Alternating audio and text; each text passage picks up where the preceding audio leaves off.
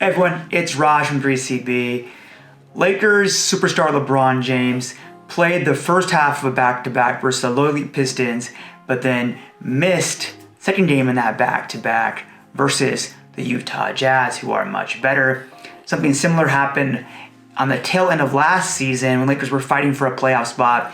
Anthony Davis played the weaker first game of a back-to-back and then missed second game, and Coach Darvin Ham said that it was a pre-planned thing. So you might be wondering, why don't they just play the harder game of the two?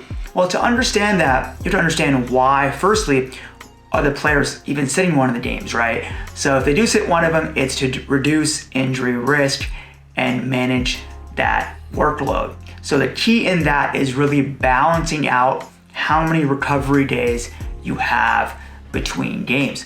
So for example, let's say there's 3 days between games and you have back-to-back, then there's 1 game between games and you have another game, right? So it's 2 games, 1 day off, another game.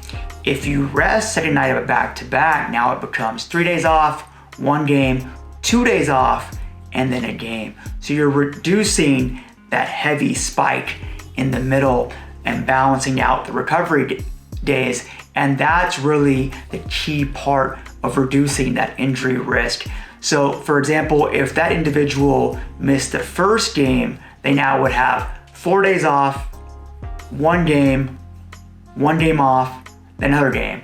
That fourth added day does not reduce the injury risk as much as adding a second day between games. And so you're pretty much playing the probabilities there. Furthermore, this season, both AD and LeBron have played in the majority of back-to-backs. So it's really been much less of a pre-planned thing and much more of a how does that player feel on a day-to-day basis, specifically after the game and the next day.